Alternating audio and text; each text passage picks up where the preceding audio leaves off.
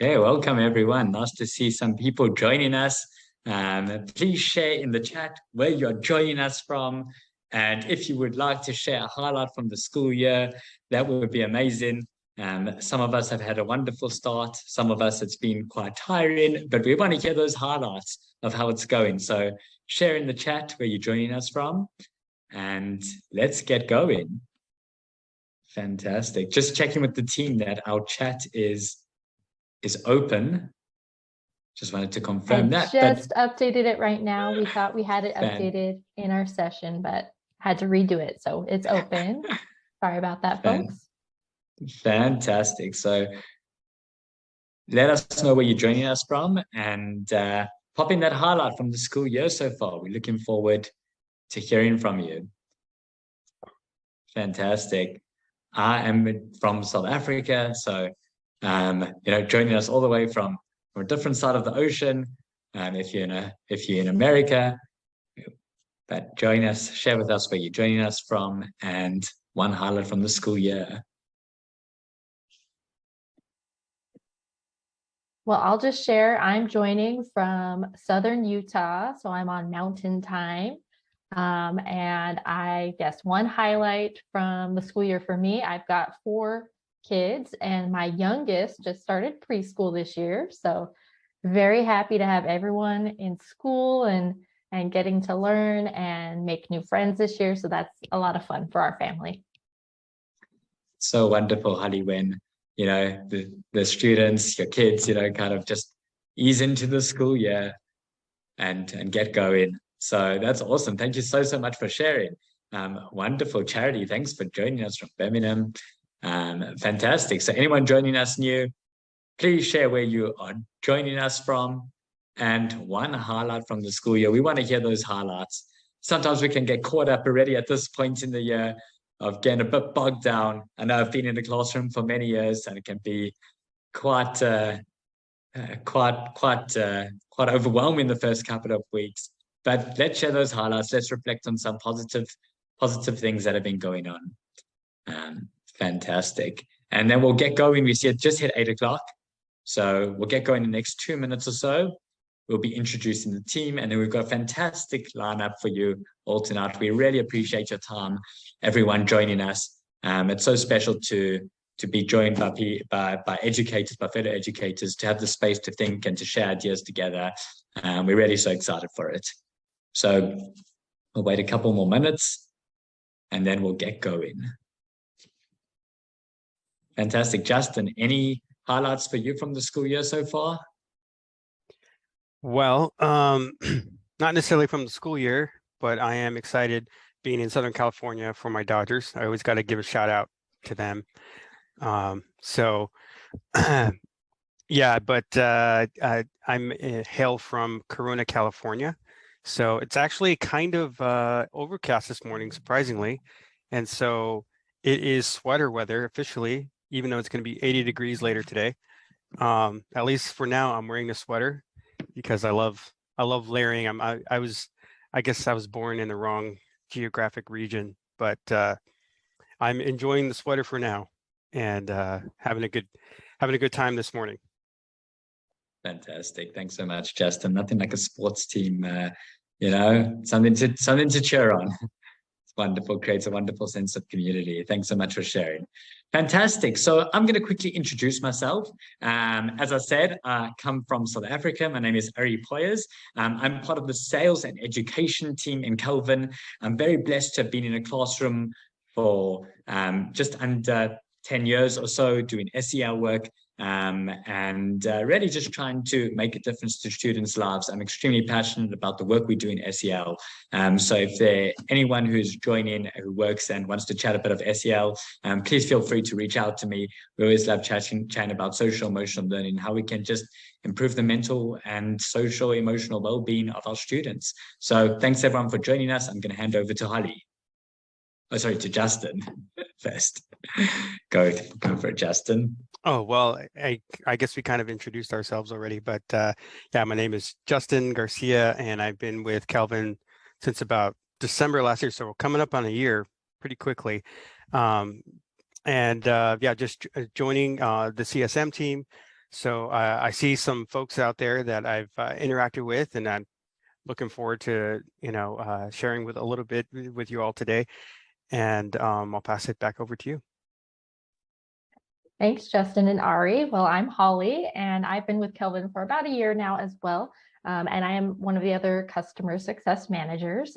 But before coming to Kelvin, I have a background in higher education in various capacities, but working in student academic support, tutoring services, as well as teacher education. So I have a great interest in student development across the lifespan and supporting students. So working with Kelvin has been a whole lot of fun. Helping districts and schools to support their students. It's just been really fascinating to do.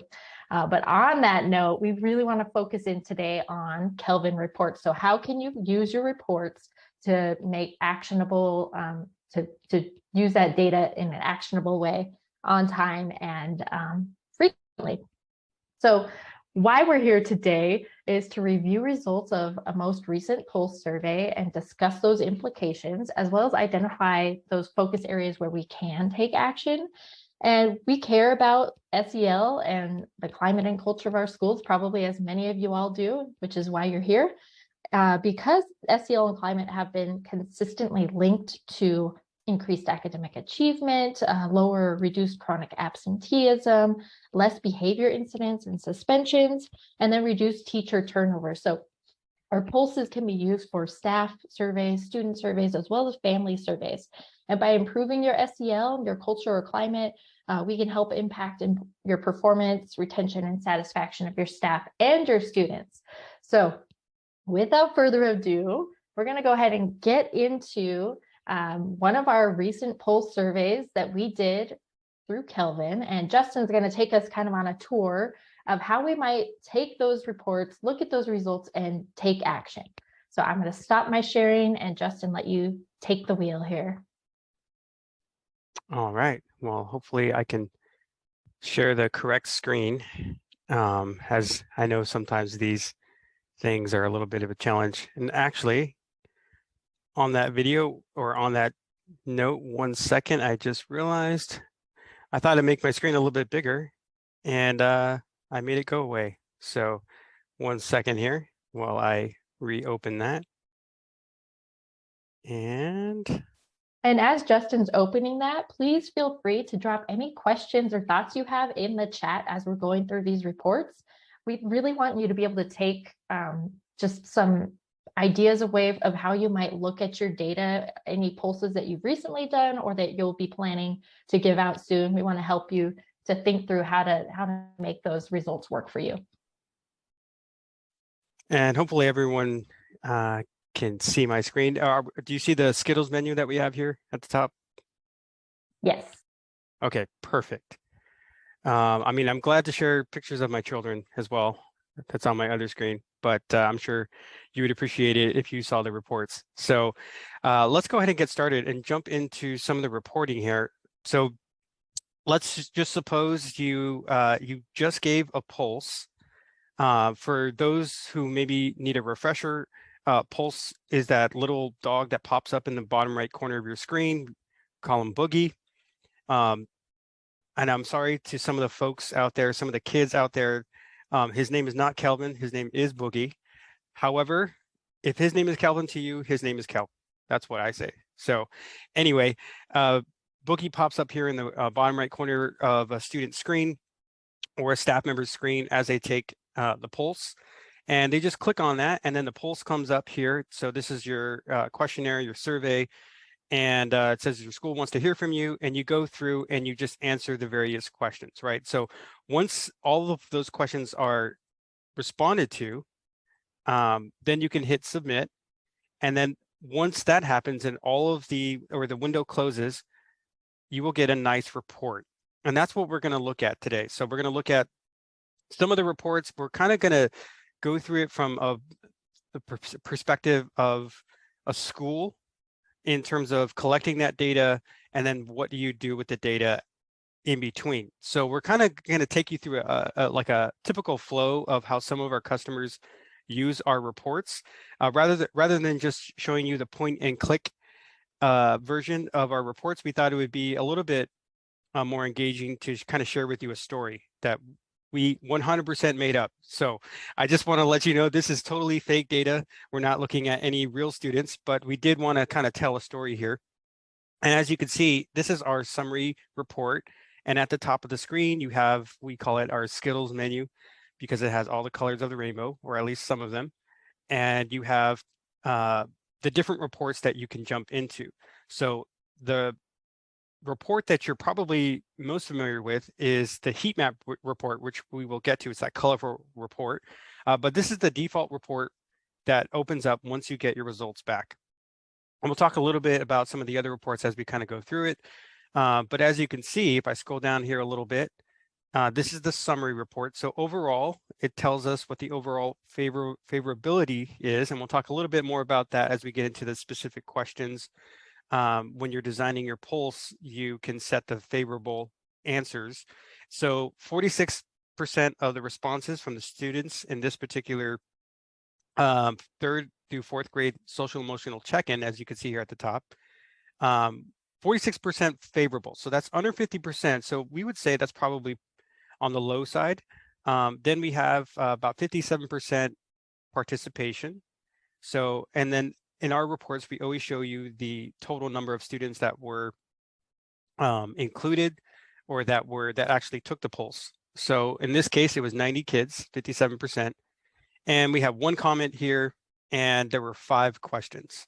So it's just a short little pulse that we gave, and we wanted to get some feedback from the students. And here's what we're seeing. So initially, we gave out this pulse back in September, and then we've been tracking that ever since. So we see it started at 45% favorability, then it jumped to 54% favorability, and then we're back down to about 46% favorability.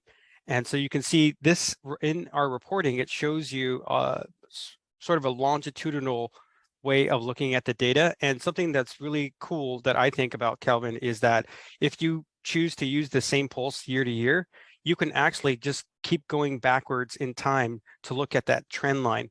And so you can go back to, last year and the year before, or you can start fresh every year and just look at your data year by year. But just wanted to point that out. That's something that our reports can do in terms of the longitudinal reporting. So we can see kind of a trend here, 45, 54, 46. And if I hover over, you could see, the date of the administration. And if I scroll down a little bit more, we could see that there are something called dimensions, which I'm sure you all are familiar with. So these are the way that they're basically like question groups. They're ways that we group the questions according to either maybe it's an emotional competency, a social emotional competency, or part of a framework that we're using. So in this case, we have emotional safety, and then we have social awareness. And as you can see, just in case you forgot, or just to clarify, when people are looking at these reports, if you hover over, it gives you the description that was provided when that dimension was created. So we're measuring these two things in this particular survey, and we could see that we got 54% overall favorability for emotional safety. And we could see that's an uptick of 6% from the last time. And then we could see for social awareness, we're at 35%, which is kind of low. And so that's 2 questions. And as we kind of drill in here, so we can see it's 4% lower than last time. You can actually drill into this. So as we're kind of looking at the data a little bit more, we could see that, okay, for social awareness in particular, it was at 39%. Then it was jumped to 44%, and now we're back down even farther to 35%. And then as you can see up here, here's the description of what social awareness is for this particular pulse.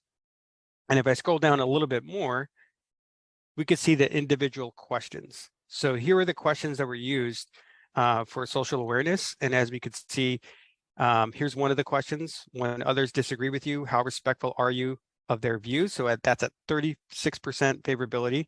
And then how clearly are you able to describe your feelings? So that's definitely something that our schools tend to look at.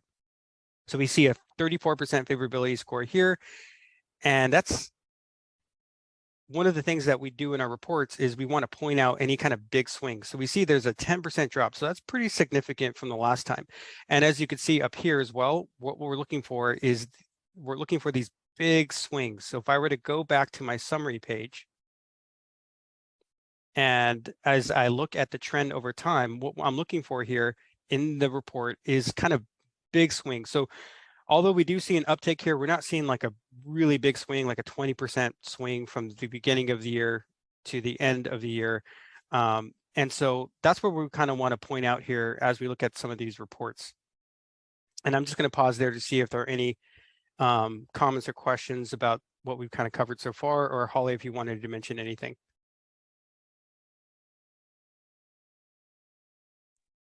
I don't see any comments or questions in the Q&A, but yeah, thank you for pointing out the changes in the summary, and also noticing at the question level where we saw that biggest change was within the social awareness question about being able to express feelings. Yeah. So as we kind of jump in here, so again, we looked at the social awareness. So for example, if we looked at emotional safety, you can actually toggle between the different dimensions. So some people, you might have 5 or 6 dimensions in your survey, and this is where you would be able to kind of look at that and toggle back and forth between the different dimensions. And so we see another story here. We see 48% favorability. And again, favorability score are those responses from the students that are more favorable as opposed to not favorable. So that's something that is marked at the question level. And so as we're keeping track of that, we're taking a look at what percentage overall were the favorable responses. So we can see it goes from 48 to 61 to 54. So we kind of see another arc here. And if we scroll down a little bit more, we could see the comparisons here from before. So in this case, it actually went up.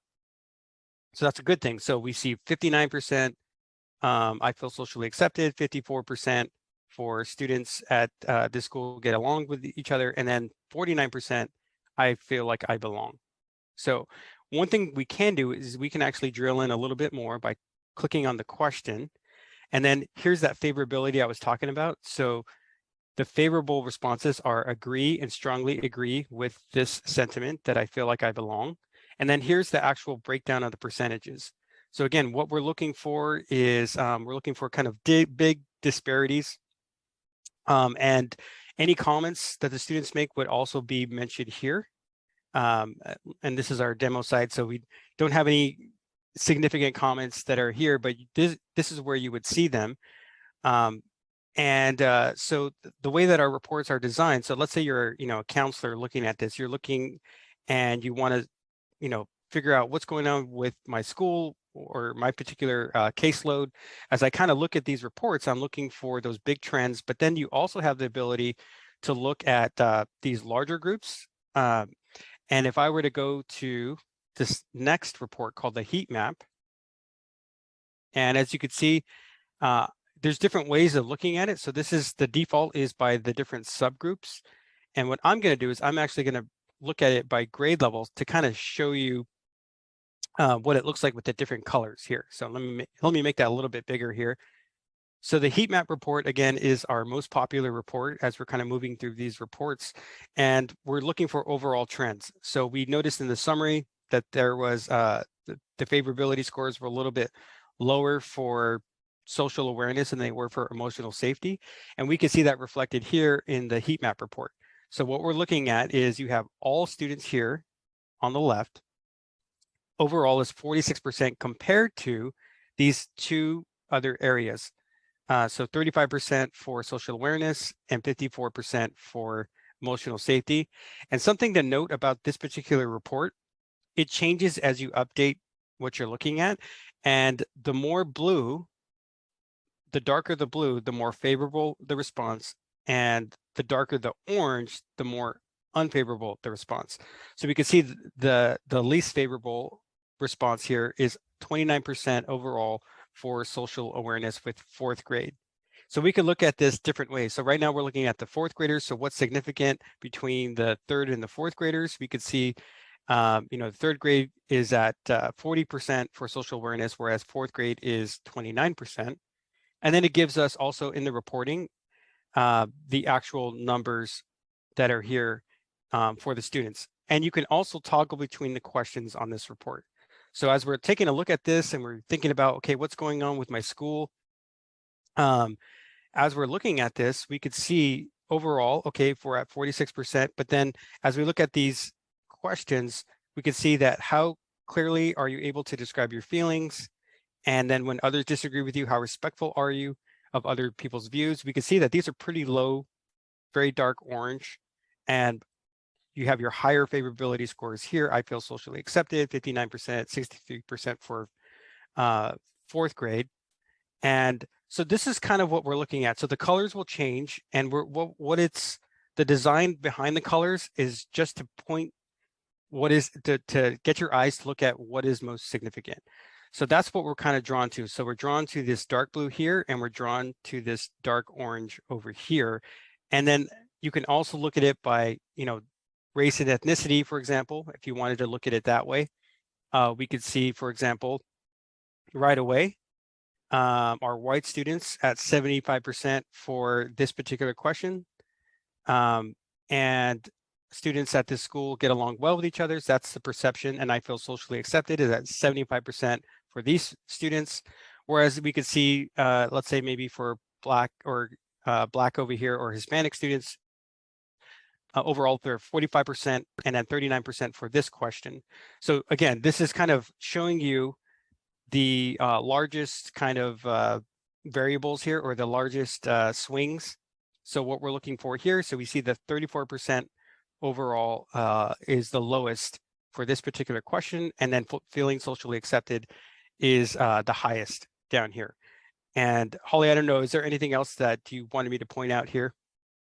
No, thank you. I think you covered more than we had planned, so that's great. I think from here we kind of wanted to show what would it look like now from this pulse to the next pulse, and then how we might look at some interventions or action that could be taken.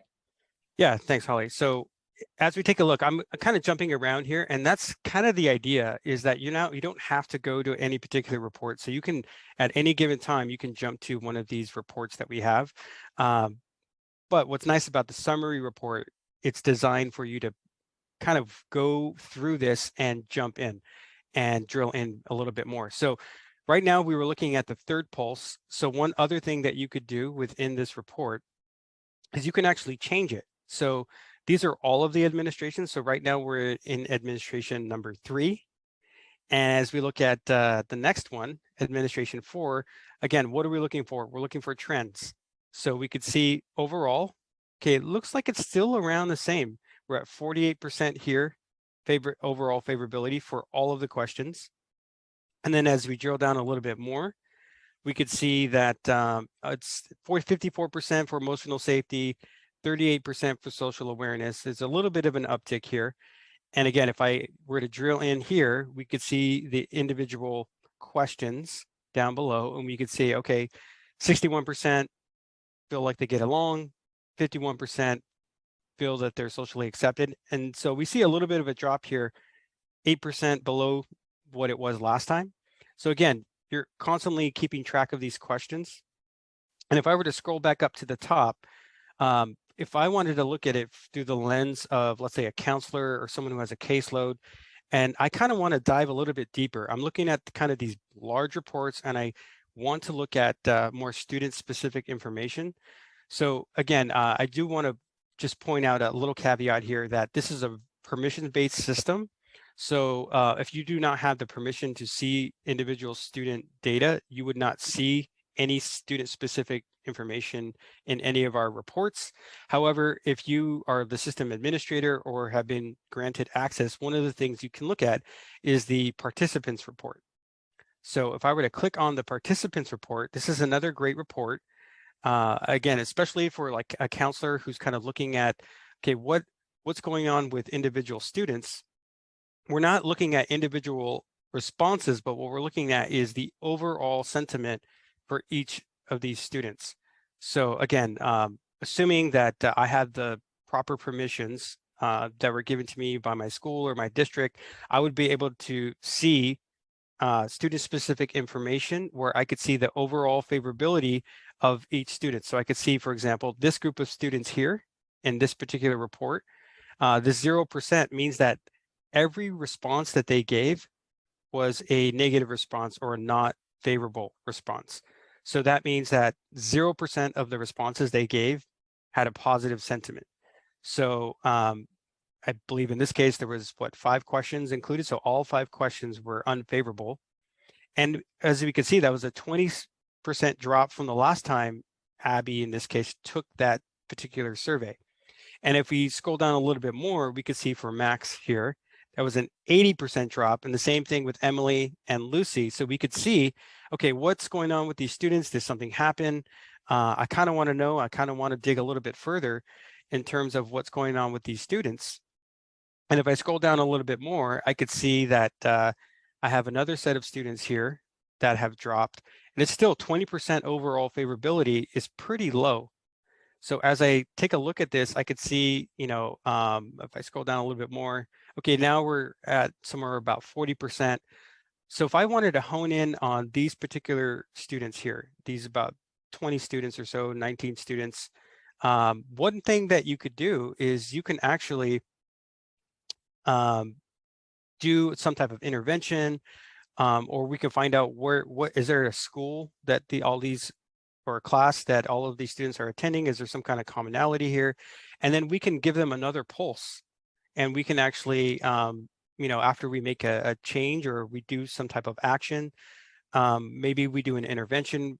As a counselor, I wanted to meet with these students, or perhaps maybe I want to do some type of professional development. If I notice that all of the students at this particular school are kind of answering negatively, then that's one thing that I could take a look at and say, maybe we need to provide our teachers some professional development at this particular school around social awareness. And that might be something that you can do.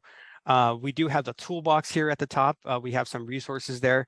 And then Ari, I don't know if you want to jump in here and maybe kind of mention some of the things that one might be able to do in terms of actions based on what I'm seeing here. Yeah, fantastic. Definitely. So, always with kind of creating interventions, it can be quite difficult because, as many of, your school, your county, your district, these are very specific, but, just kind of thinking around more general interventions, as Justin mentioned before, if we're struggling with something like social awareness, there's definitely opportunity to do a professional development with the teachers. And something you can do is Brené Brown has a fantastic, for anyone who hasn't seen, Brené Brown has got a fantastic video on just very 4-minute quick professional development on the power of empathy. And something that you could do with the teachers is write about if they were in their student shoes for a day of what they're going through. So that's maybe something, you as educators, administrators can actually do to help out. Something out, if we're looking at social awareness, something else that we can look at is the mood meter. Yale Center for Emotional Intelligence have created the mood meter, and just slowly but surely is getting in touch with this, helping the students get in touch with their emotions and also their peers' emotions. And if we're able to do this, then what happens is these things will slowly but surely transform over time. So that's something in the social awareness week which you could do. Kind of low burden type of activities that we could do as administrators or school counselors or the SEL team to ensure that, a bit of incremental change begins to happen. And then another idea, if we're looking at the emotional safety, which is also something extremely prevalent in our schools today, emotional safety. And what we could look at is actually targeting, as Justin's just shown with the participants report over here, is targeting those students and creating little breakout rooms for the school counselors to talk with those students, how to help them understand that other students are going through these struggles. And if we're able to do that, make sure to help them understand that they're not alone, maybe with the vulnerability and the guidance of the school counselor, the SEL team, they can actually help them out. So really, there are a lot of interventions that we can put in place. I think generally we want to kind of just jump in and fix everything as educators. And I know that's my my normal go-to. I want to help everyone, being in servant leadership roles, and many of us are. But if we're able to take a step back, implement 1 or 2 interventions after we get this data, over time, we will see change. And the last thing that I will mention over here before I hand back to Justin is you can see with this pulse is we've only measured 2 competencies over here, 2 dimensions. We've taken social awareness and emotional safety. And we've gone and targeted those. We're not trying to change everything at once. Slowly but surely, incrementally, we're trying to create change. And I think many of us want to go and, the Castle 5 are incredible. It's unbelievable work, but we want to do it all at once. But taking a step back and just going one by one might actually be a better idea for some schools to help actually implement those interventions. So I hope that's helpful. And if you're ever looking for any interventions, myself or the Kelvin team, we're always happy to help out, share what some best practices and what other people have done. Back over to you, Justin. Thanks, Ari. And thanks for pointing that out. And again, I just want to also mention again that, as we look at these reports, we're kind of pointing out different things from different perspectives, because we understand, like, if you are, depending on who your audience is, for example, if we're looking at kind of at the superintendent level, or maybe for a school board, the heat map is a great resource for that, to kind of show either by grade level, or you can break it down by school, right? So you can break it down these large ways of looking at the data. And then of course the summary report is very good for that in terms of breaking down trends, looking at dimensions, and kind of like these sweeping type of information points. But the other thing I do want to mention, some of our reports, like the participant report that we were talking about, that's a really great tool for counselors. And we know that we partner with some districts that are doing some pretty cool stuff with the participants report, and kind of getting a little bit more granular. And speaking to that, if we kind of follow our group, let's suppose in this particular story that we had some SEL counselors that were working at this particular school, and they were looking at this participants report, and they were noticing these very low favorability scores, and they wanted to do something. Let's say they did do some type of intervention, whether that's through providing professional development or directly with these students. And they worked with these students on those particular things to find out what's going on, or just a general check-in with these students, right? And they could have done any one of those things. There's a number of all kinds of things in the counselors or the SEL coordinators tool belt that they can use. But what we really want to draw attention to is that there's an issue here. And so we want to encourage you to take some action. And then after you take some action, what you can actually do in Kelvin is provide another one of these pulses. So what we've done here in this example is we've taken the top or about the lowest quartile number of students here, the lowest group, about 19, 20 kids that we have. And we went ahead and gave them another pulse. So we took some action. We either did an intervention, let's say, we provided some professional development, and now we want to check back in with these students. So what I'm going to do is I'm going to update this, and let's look at some of the things that may have not occurred, right?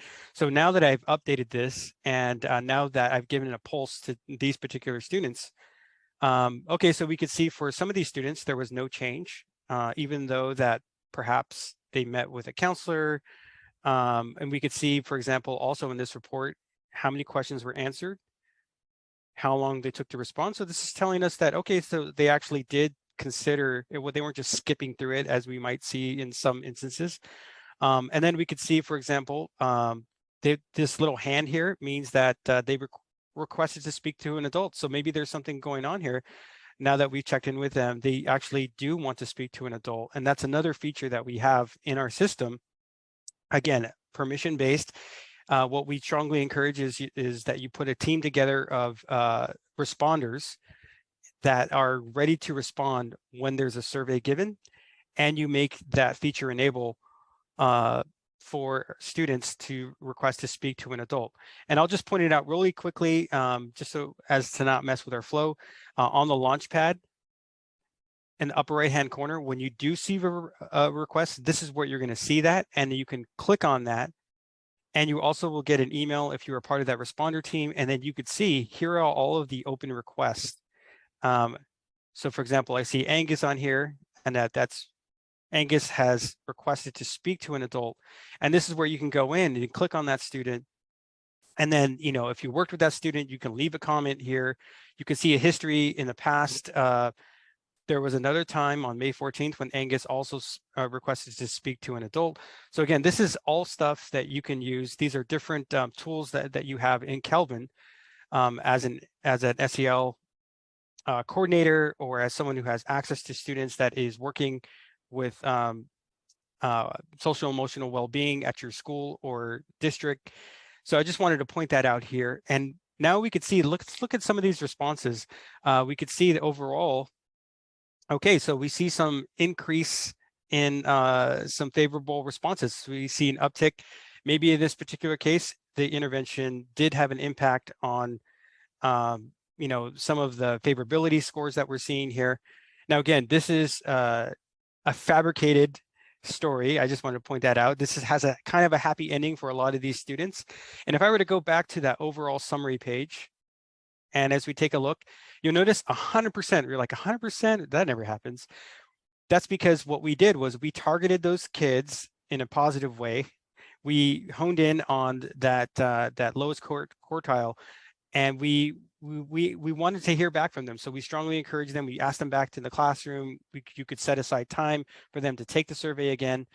And we asked those questions after we did some action. We wanted to follow up and figure out, okay, did that have an impact? So you'll notice that it's only 19 that are included here in our little pulse history. So we could see it went from 40% now to 72%. Now, again, I'm not saying this is going to happen, but I'm just pointing out that whatever action you take, you could see, did it have an impact? Was there a change? Or maybe there was another event that happened from the last time to this time to see these sweeping kinds of changes. And this is what we're kind of looking out for in the reporting. And we design our reports to kind of show you those big changes. And if we scroll down a little bit more, we could see, again, here's some 25% increase overall for emotional safety, and then another 23% increase in social awareness. And if I were to drill into, let's say, emotional safety, and I could see, again, these big trends trending upward. And if I were to scroll down a little bit more, I could see the individual responses and the individual questions. So for example, I see that I feel like I belong went up even more. Now we're at 89%. And if I were to drill into this, and I could see, okay, here are the more negative responses, here are the positive responses, and then here are some of the comments that are tied to that question. Miss Graham helped me feel like I belong at this school. Miss Graham is nice. I like to talk with her. Mr. Glover is cool. I'm new at this school, but I'm starting to feel like I belong. But then we see also some, you know, maybe some concerning comments here. So comments are another way that you can get direct feedback from the students. And you can either make an open-ended question, or you could make comments available to students for all of your questions, depending on how you want to design that survey. But if you did enable comments, you could get some feedback that is very helpful in understanding what's going on with your students. And you'll notice here, it is anonymous by default. Students will not be, students' names won't be exposed unless they say, yes, I want to share my name, as we could see in this particular for comments. But if we scroll back up here, we can see we can toggle to these other dimensions here and kind of go through some of the comments. And this could be really helpful in terms of understanding what is going on with your students and in the reporting. And I do want to also mention here, if I were to go directly to the comments report, it does have an overall sentiment. So this is based on AI, and so it's not perfect. We'll be honest with you here at Kelvin that our it's always learning, but we generally categorize positive or negative comments, or whether they're neutral. So you know, it's looking for keywords that are popping out: belonging, bullying, friends, for example. And then here are some of the comments of what students had to share. We saw some of them earlier, and you can kind of scroll through the comments to get an overall idea of what is going on with your students. And I'm going to pause there to see if there are any other questions or anything else that maybe Ari or Holly want to jump in and kind of comment on.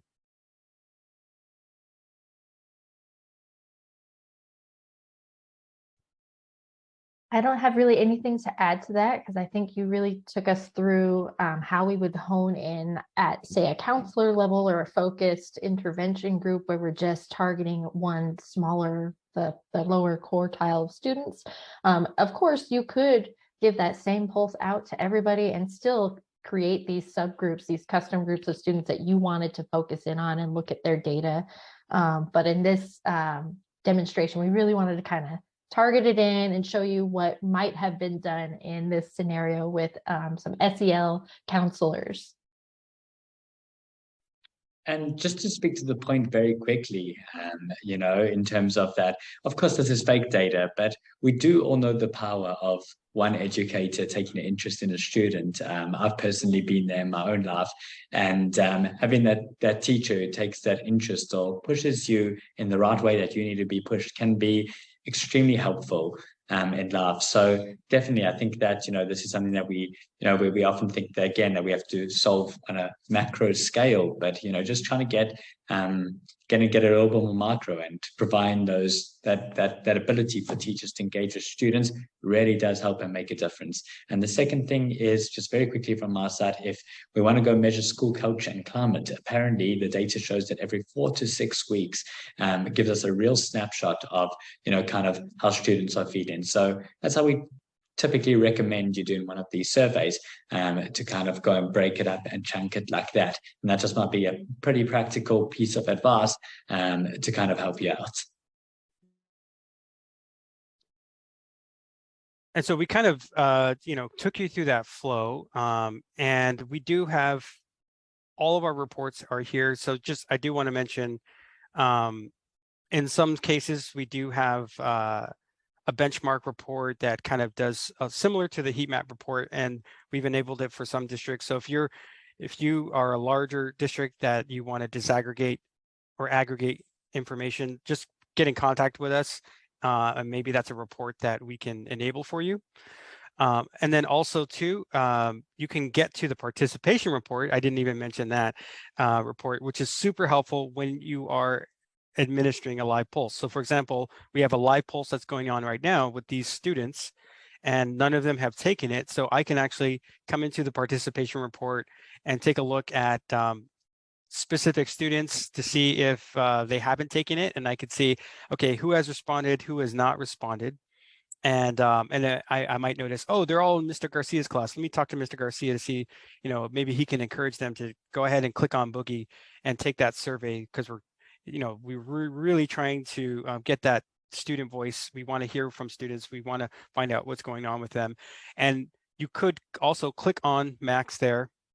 And something that's brand new, I guess I could feature this right now in our webinar, is our preview button. So if you did create a survey, and if you have at least one participant, even if you haven't scheduled it, or excuse me, even if you haven't started the survey, before you do that, you can actually come here to the participants report and get a preview of what your pulse is going to look like. So this is kind of more of a real-time type of thing. So I know that there was a request to be able to see what it's going to look like. I just created a pulse. I want to know what it looks like for students. Well, you can do that by coming to the participation report and then clicking on any student, and you can have confidence that when you click preview, you're not actually taking the survey. So any responses here are not being recorded, but you can see, you know, is it formatted the way that I want? Am I seeing the emojis? Am I not seeing the emojis? Are they in the right spot? So that way you're not surprised, you know, later on, if you might hear a report back, you know, the emojis aren't matching the questions, you know, and, you know, that does happen from time to time in our user interface. And so this is just a way for you to double check that before it goes out. So that's a brand new feature. And then also you can have the direct survey link So this one would be the live survey link that you can share with that particular student if you did want to send that to the student to take their survey. And that kind of concludes what we wanted to show you in terms of the reporting. I know there's other aspects of the reporting that we can kind of focus on, but we just wanted to focus in on kind of what are the reports that Kelvin has, how can I use it, and through what the different lenses that you would see our reports. And if I go back here to our slide deck here, so these are also things that we wanted to point out, kind of summarizing what we talked about or summarizing what we did. So what we did was we kind of talked about how you can use our reports to do that counselors can use, or that your SEL coordinators can use to kind of hone in on a particular set of students, and then what you can do about it. So the data that stood out or concerns us most today, and in our particular example, was kind of that overall favorability was pretty low, particularly around social awareness. And then you want to focus on areas of strength or opportunities that are aligned with your school objectives. So if we notice, okay, there's something going on here, what can we do about it? So then that's the next piece. What do we have the most enthusiasm, motivation to tackle now? So we really wanted to focus in on the action that you could take. So in our example, the action that we took was maybe it was an intervention. It could be empathy training, right? It could, like Ari was sharing about the Brene Brown video, that might be something that you want to share with students or teachers, with and mood meters with students. Doing these type of activities could have an impact, a positive impact on your SEL surveys as you're keeping track. Because the whole point, obviously, is not just to see an increase in scores. The whole point of these is that we have some type of measure. How are we doing as a school? How are we doing as school leaders? How can we improve our school culture? How can we improve students' connectedness with each other and with their students? So these are some actions that you can take, but we want to also show you some reports that kind of connect those actions to data. And that's kind of what we were talking about.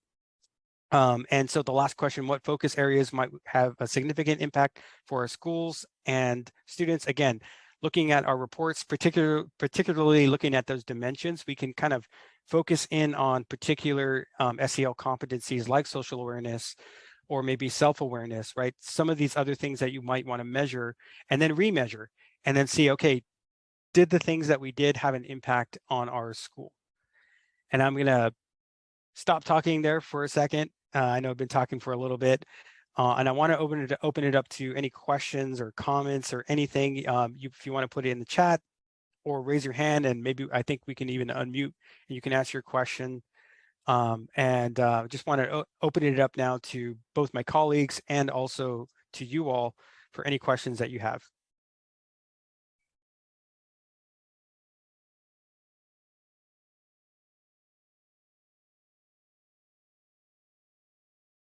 I know Ari and I will be looking at the chat and Q&A, and I don't see anything so far. So hopefully this presentation has given you some food for thought, maybe thinking, even looking back at some recent surveys that you've done. Is there anything surprising that you've seen in those reports? Is there anything that doesn't surprise you, but now you're thinking about what are some ways that you can act on that data? And then the other thing that we also wanted to mention is we have an SEL webinar coming up next month that Ari will be hosting with some wonderful guest speakers. And would you like to announce the guest speakers while we're waiting for any questions? Ari, I'll go ahead and let you share that, and I'll share the link to register in the chat. Brilliant. Thank you so much, Holly. Definitely, we've got Wendy Barron and Dr. Susan Denham, who are fantastic role models in education, who have worked with, with students, with schools, with, counties, with districts, and really made a massive difference. Their wisdom and knowledge is so extensive around the psychology behind students, around SEL practices, which are really easy, low burden, and high impact. So I definitely encourage, if you're part of the SEL team, know anyone part of SEL team, or just in general want to learn a little bit more about SEL, and how to actually take it from measurement to practical implementation, that is the place to be on the 15th of November next month. So hopefully can't wait to see you all there.